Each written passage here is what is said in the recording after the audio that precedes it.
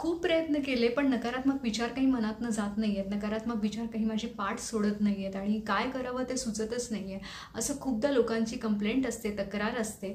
आणि नक्की कुठे चुकतं ते कळत नाही. प्रयत्न करतायत पण त्या प्रयत्नांना योग्य दिशा मिळत नाही आहे, त्या प्रयत्नांना यश मिळत नाही आहे आणि त्याच्यामुळे वैतागतात, चिडचिड होते आणि मग प्रयत्न सोडून देतात. आणि त्याच्यामुळे जे हवं आहे, जे आपल्याला नकारात्मक विचार दूर करायचे आहेत किंवा स्ट्रेस दूर करायचा आहे, जे आपलं ध्येय आहे ते आपल्याला साध्य करता येत नाही. तर आज आपण त्याच गोष्टीवरती बोलणार आहोत. 5 अशा महत्त्वाच्या गोष्टी आहेत, 5 असे महत्त्वाचे मुद्दे आहेत जे प्रयत्न तुम्ही करताय पण तरीसुद्धा त्या मुद्द्यांवरती तुमचं लक्ष जात नाही आहे किंवा तिथे चुका होत आहेत, नकळतपणे का होईना पण तिथे चुका होत आहेत आणि त्याच्यामुळे तुमचे नेगेटिव्ह थॉट्स किंवा तुमचा स्ट्रेस तुम्हाला दूर करणं जास्त अवघड जातं आहे किंवा ते होत नाही आहे. तर ह्या सगळ्या गोष्टींवरती आज आपण बोलणार आहोत. नमस्कार, मी पल्लवी पाटणकर. मनोवेदमध्ये आपल्या सगळ्यांचं खूप स्वागत आहे. मनोवेदमध्ये आपण मनाशी संबंधित असणाऱ्या सगळ्या गोष्टींवरती चर्चा करत असतो. मग ते पॉझिटिव्ह ॲफर्मेशन्स आहेत, कृतज्ञतेची भावना आहे, नकारात्मक विचारांचे वेगवेगळे प्रकार आहेत, आपण ताणातून बाहेर पडण्यासाठी काय काय करू शकतो, अशा सगळ्या गोष्टींवरती बोलतो. आठवड्यातून 4 व्हिडिओज येत असतात, रोज एक शॉर्ट अपलोड होत असतो. त्यामुळे त्या गोष्टींचा तुम्ही जास्तीत जास्त उपयोग करून घ्या. जर तुम्हाला याच्यामध्ये आवड असेल, रुची असेल, मदतीची गरज असेल तर चॅनलला सबस्क्राईब करा. सबस्क्राईब केल्यानंतर तुम्हाला प्लेलिस्ट दिसतात, वर्गवारीनुसार तुम्हाला व्हिडिओज निवडता येतात.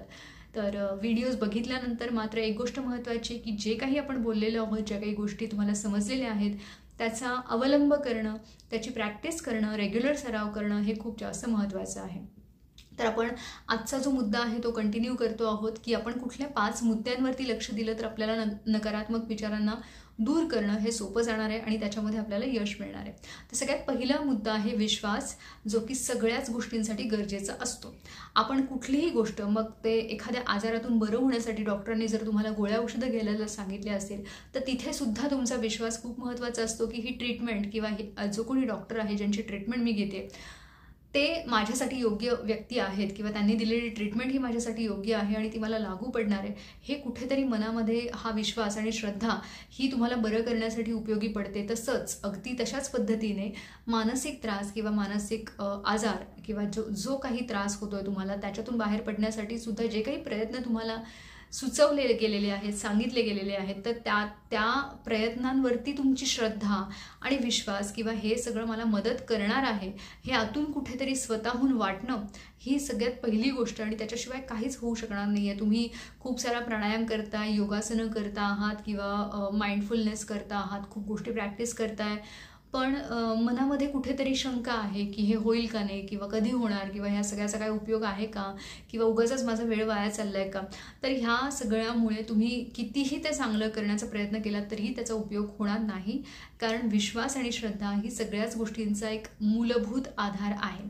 त्याच्यामुळे तो डेव्हलप करणं, जर आत्ता आपला विश्वास नाही आहे एखाद्या गोष्टीवरती तर मग ती आत्ता प्रॅक्टिस करण्यात काहीच अर्थ नाही आहे. त्याची जास्तीत जास्त आपण माहिती मिळवली पाहिजे सगळ्यात आधी, की ती कशा प्रकारे आपल्याला फायदा देईल आणि काय त्याचं महत्त्व आहे ते समजून घेऊन त्याच्याबद्दल ज्ञान आहे किंवा प्रश्न विचारून माहिती करून घेऊनच मग आपल्याला एकदा विश्वास बसल्यावरच आपण ती प्रॅक्टिस करणं गरजेचं आहे. तर हा पहिला मुद्दा. दुसरा मुद्दा जो आपला आहे तो त्याच्यामध्ये आपण असं म्हणतोय की आपण जे काही प्रयत्न करतोय तो किती वेळा करतोय दिवसभरामध्ये. जर आपल्याला सांगितलं की दिवसातून 3 वेळा आपल्याला एखादी गोष्ट करायची आहे, मग ते रिलॅक्सेशन टेक्निक्स आहे, थॉट्स रायटिंग आहे, जे काही असेल, तर आपण ते किती वेळा करतोय हे खूप महत्त्वाचं आहे. एकदा दोनदा कधीतरी केलं याला काहीच अर्थ नाही. आपल्याला जितकं सांगितलेलं आहे, जितक्या प्रमाणामध्ये तितक्या प्रमाणात ते आपण मनापासून आणि विश्वास आणि श्रद्धेने केलं तरच आपल्याला त्याचा फायदा होतो. पुढचा तिसरा मुद्दा असा आहे की नियमाने करणं, नियमितता, सातत्य. जसं मी म्हटलं, दररोज करणं. आपण खातो रोज, झोपतो रोजच ना, कारण ते आपल्या गरजा आहेत, मूलभूत गरजा आहेत. मग ही सुद्धा आपली मूलभूत गरज आहे ना, की आपल्याला जर नकारात्मक विचारांचा त्रास होतोय तर त्याच्यातून बाहेर पडण्यासाठी प्रयत्न हे रोज झाले पाहिजेत आणि ते कधीतरी करून त्याचा उपयोग होणार नाही. म्हणून ते आपण रोज करणं, नियमाने करणं, न चुकता करणं हे सगळ्यात जास्त महत्त्वाचं आहे आणि तरच त्याचा फायदा आपल्याला मिळतो.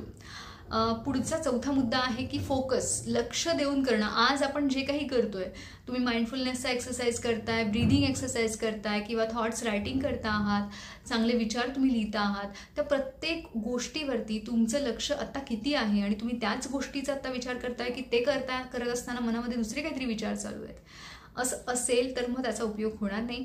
त्याच्यामुळे ते लक्षपूर्वक करणं, लक्ष देऊन, जीव ओतून, मनापासून करणं हे महत्त्वाचं आहे. त्याच्यामुळे त्या मुद्द्यावरती आपल्याला भर द्यायचा.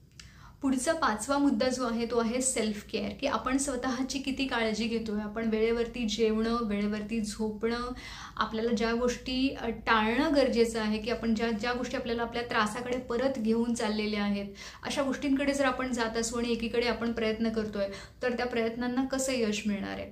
म्हणजे जर आपण ज्या गोष्टींमुळे आपले नकारात्मक विचार वाढत आहेत अशा काही गोष्टी किंवा अशा काही लोकांशी आपला संपर्क आपण वाढवतोय, त्यांच्याशी आपण बोलतोय, त्यांच्याशी आपण हुज्जत घालतो आहोत, किंवा आपण व्हिडिओज असे काही बघतोय की ज्याच्यामधून आपल्या त्या नकारात्मक गोष्टी अजून जास्त ट्रिगर होत आहेत, अजून त्या जास्त आठवणी वाढत आहेत, किंवा आपण त्याच गोष्टींवरती पुन्हा पुन्हा लोकांशी चर्चा करतोय की मला अमुक अमुक त्रास आहे आणि मला अमुक अमुक झालं आहे आणि मी आता कसं, किती बिचारा आहे, किती बिचारी आहे आणि मला त्याच्यातून बाहेर पडताच येत नाही आहे. तर ह्या सगळ्या गोष्टी ज्या आपल्याला आत्ता सध्याच्या काळामध्ये अवॉइड करणं गरजेचं आहे आणि ते आपण करत असू आणि त्याच्या जोडीला आपण आपले प्रयत्न चालवून ठेवलेत तर आपल्याला त्या चांगल्या गोष्टींची मदत मिळत नाही, कारण आपण नकारात्मक गोष्टी ह्या आपल्या चांगल्या गोष्टींपेक्षा जास्त आहेत, वजनदार किंवा जास्त प्रभावी आहेत.